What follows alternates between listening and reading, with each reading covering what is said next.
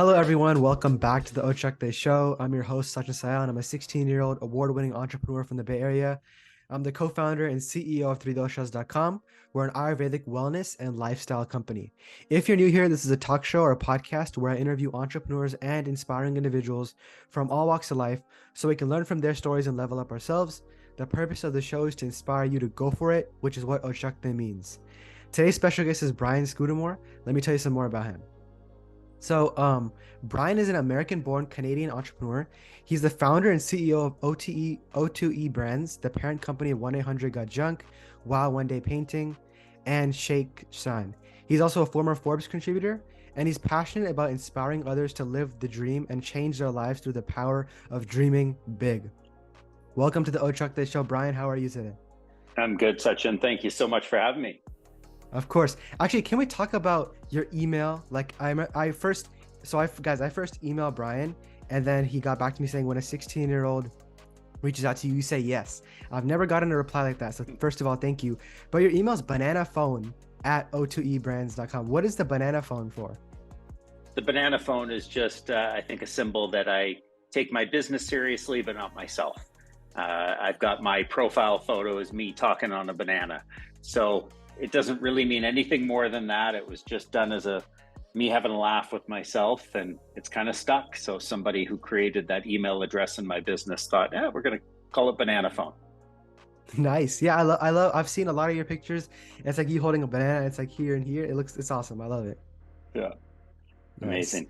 Yeah. So as I said in my email to you and said pre-show, when a 16-year-old reaches out with as much passion and ambition and enthusiasm as you did, you got to say yes. And I was impressed because you never know what you'll get unless you ask.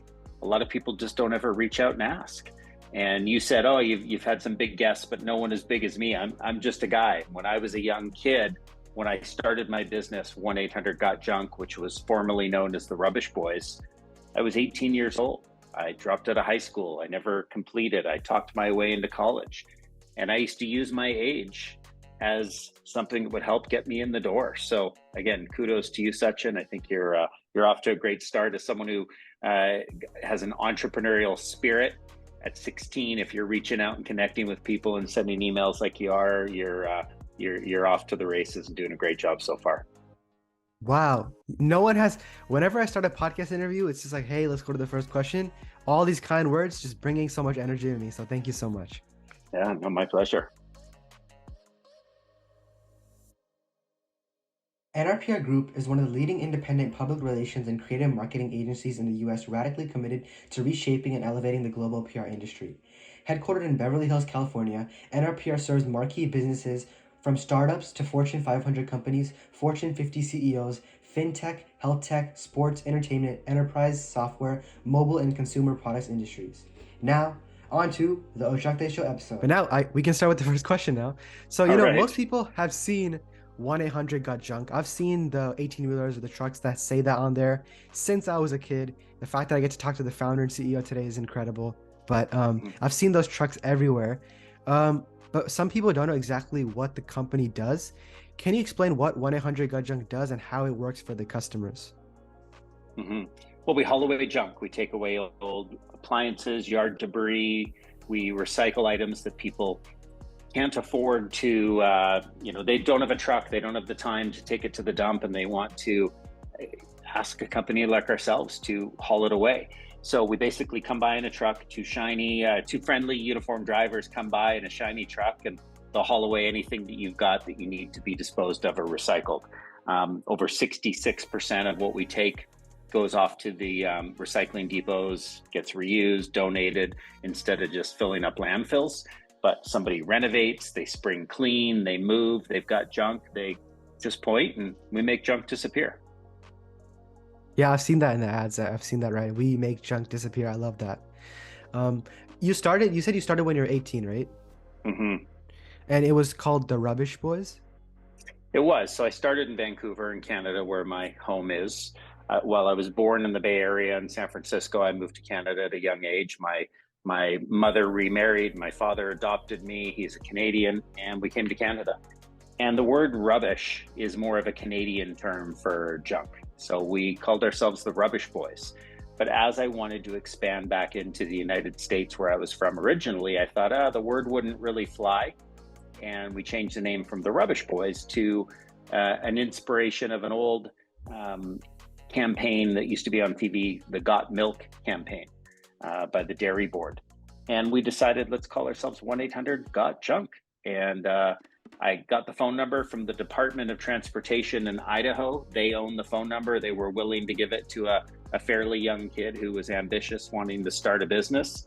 And they gave me the number for free, and off we went, building a great brand. Today, to give you an idea of just how big the company is, we're over 600 million in revenue across Canada, the United States, and Australia. And we will, we're building other brands. We've got, as you mentioned, Wow One Day, where we go in and paint someone's home in a day, Wow One Day painting. And then we've got Shack Shine. Shack Shine is windows, power washing, gutter cleaning, and Christmas lights. So 3 home service businesses that we've added a really unique spin on of customer experience, making ordinary businesses exceptional. And that's what's allowing us to build some pretty awesome home service companies. Got it. That's amazing. So I always try to learn more about like how entrepreneurship works, right? So there's O2E Brands, and then those 3 are underneath it, but it's like, are they the same? Like, can you explain how that works? Yeah, O2E Brands stands for ordinary to exceptional. So we are making ordinary home businesses exceptional through finding incredible people, training them, taking care of them, showing them how to deliver an amazing customer experience. And O2E is the parent company that owns our 3 brands, 1-800-GOT-JUNK, Wow One Day Painting, and Shack Shine. They're all their own companies with their own managing directors leading those brands, but it's our leadership as a parent, I guess you will, a parent company that is providing the systems, the software, the booking and dispatch, the marketing systems, the know-how to create an incredible franchise company. That's what we do. We did it once with 1-800-GOT-JUNK, and once I created 1-800-GOT-JUNK, I said I want to get into other businesses, also in home services, and that's where we created this O2E Brands. Nice. Okay, thanks for explaining that to me. So, as we said, we were talking about this earlier. I am a high schooler. You did drop out of high school. Can you talk about your experience with that and what your parents thought of that? Yeah, my parents didn't love the idea. My father is a liver transplant surgeon, so he's done more schooling than just about anybody I know. And I remember when I came to him, while I didn't finish high school, I wasn't a good student, but I talked my way into college. I used my business, the Rubbish Boys, to pay for that. That's why I started the company, essentially. But I was learning more about running a business running a business more than I was studying in school. So I made a bold decision to drop out. And I remember sitting down with my dad going, "Hey, Dad, I got some good news for you. I'm leaving school. I'm learning so much about business. I'm going to focus on running my own company." And he didn't see it as good news. He didn't see it as a smart idea. He thought, "Brian, you've got a year left in your university education. Why don't you just finish?" And I just didn't agree. I thought, I really am learning a ton by just figuring out how to run a business.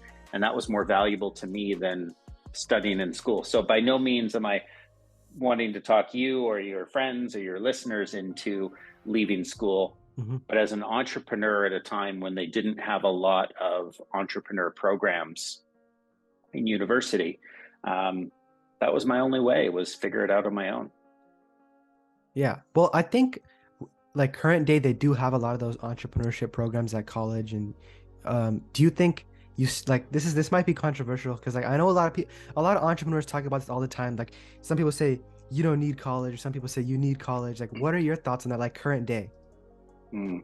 I still think college serves a purpose to teach you about life, how to plan, how to organize your own time, how to socialize, how to just figure out what you want to do. And it's a great way to learn across different channels. You don't necessarily have to pick a career going into college, but by the time you leave, you should have a pretty good idea.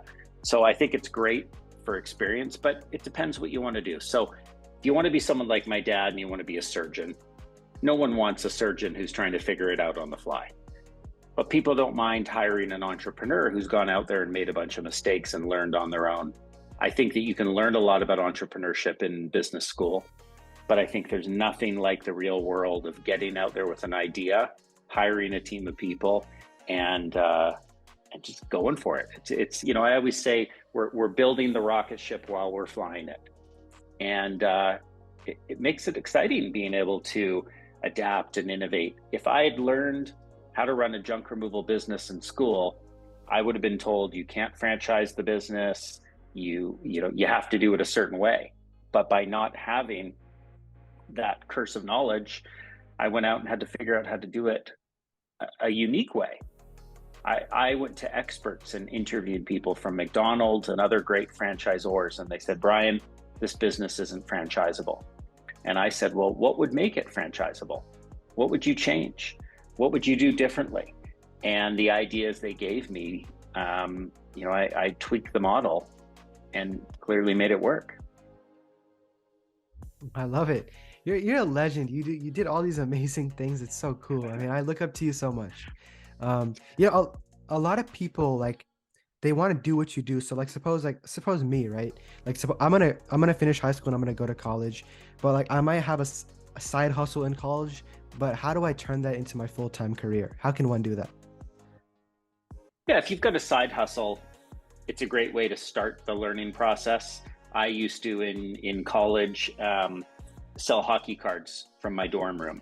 I used to, take these premium hockey cards and sell them at an even higher price to, there were rare cards that people wanted.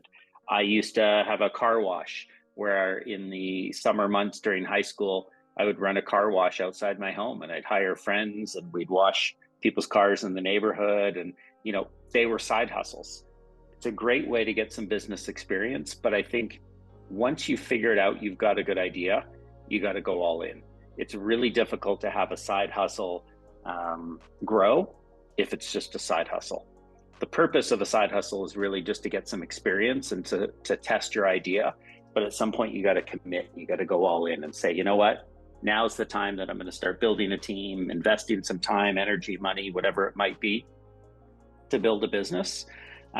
We have a franchise system. So we award franchises to people that are capable of investing the time and energy, trusting our systems to build a brand. So if someone comes into Shack Shine and they say, listen, I want to be a Shack Shine franchise partner in the Bay Area, they have to come with commitment to say, I'm not going to run my job and have a career on the side.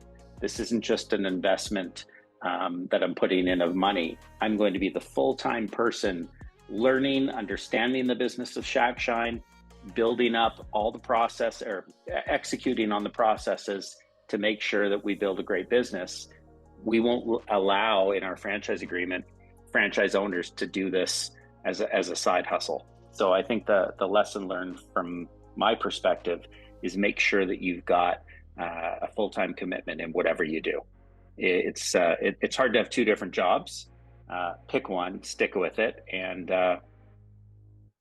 make some mistakes. Yeah, you talked about selling cards. When I was like in elementary school, I used to sell candy and toys and stickers to other kids. So it was a really fun experience. Yeah, I mean, you learn about sales, you learn about marketing, you learn about customer experience. You don't have to go start a big business to figure some of these things out. When I was at boarding school in ninth grade, I used to sell candy from my dorm room. And I remember it was just an incredible experience to know that after homework time, when we were sort of released from doing our homework, I would go into a different work mode and I'd go grab my candy out of my cupboards and start selling to my friends and peers outside of my dorm room. It taught me a work ethic. It taught me how to market and spread the word. It taught me how to price. I had to go down to the corner store half an hour away from my boarding school, buy all these supplies, bring them back and sell them at a premium. So there's lots, again, to learn from a little business. And when you're ready, that's when you start making the shift into something bigger. Nice. Yeah. I see. I see how it works, and it's all amazing stuff. Well, as we wrap up here, these are the last two questions that I asked all my guests. The first one is, what's your best advice for teens? Wow, best advice for teens. I want to say something that sounds smart, like stay in school, but I didn't do that. Always be learning. Always Yeah. be learning. I think what you're doing, Sachin, that I admire so much, is you're reaching out and you're learning from others. While you're broadcasting a message of your podcast to others, I bet the biggest person benefiting is you. You're reaching out and making a connection. You're cold calling someone like myself. You're setting up an Yep. appointment to do a Zoom meeting and have a conversation of questions that you've come up with. And I would like to think that you're walking away with some learning from every single podcast, every person you meet, every connection. So I think my advice for teens is pick something and just go for it. Have the courage, like you have, Sachin, to get out and cold call someone. I'd love to ask you, who are you going to pitch next for your podcast? You said to me you've never had someone as big as me. I might disagree with that because I don't think I'm that big. But who are you going after next? Well, I already have a list of people that I'm going to do. But I don't know who I'm going to do next. It's kind of just spontaneous. I see someone and I'm like, this person is so cool. Let me reach out to them. Like I found you, I saw a post on LinkedIn and I think it was someone else's podcast they had you on. Mm-hmm. And then I'm like, oh my God, this is the founder and CEO of 1-800-GOT-JUNK. I've seen 1-800-GOT-JUNK everywhere. And I'm like, okay, I should definitely interview him. Then I sent you an email. I was like, Yeah. okay, let me just be patient. Probably he won't get back to me, or he'll probably be a few weeks, probably gets a bunch of emails. You replied really fast and you said that nice message. And I'm like, let's go. So put it out there to the universe for this podcast. Who's someone on your list that you want to get in touch with for the podcast? Someone that like I haven't that interviewed you want yet. to have. No, someone that you haven't interviewed that you want to. I think someone that I haven't interviewed that I would love to interview is probably I would say there's a lot of people I know, but I can't really think of one person. Okay. I'm just trying to give you the opportunity to put it out there to your audience because someone might know the person and might help you make it happen. Probably a Shark Tank judge because I'm a big fan of Shark Tank. Nice. Yeah. Well, I'm sure someone will help you make it happen. Yeah. Mm-hmm. Awesome. Last question of the day is, what was your favorite part of being on this show? Just meeting you.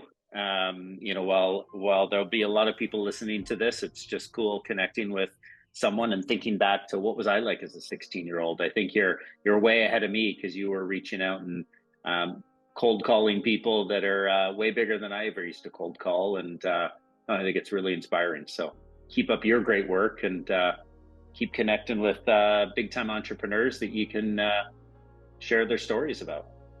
Yeah, of course I'll keep doing that. I have a kind of have an obsession with cold calling and cold emailing. It's just I love it because if the person gets back to you, it's like I just did this connection all on my own. Let's make it happen. Yeah, it's a rush for sure. Yeah. Awesome. Well, thank you so much, and wish you all the best of luck. It doesn't sound like you need it, but go for it. Yep. Thank you, everyone. Make sure to hit the subscribe button, and I'll see you guys next time.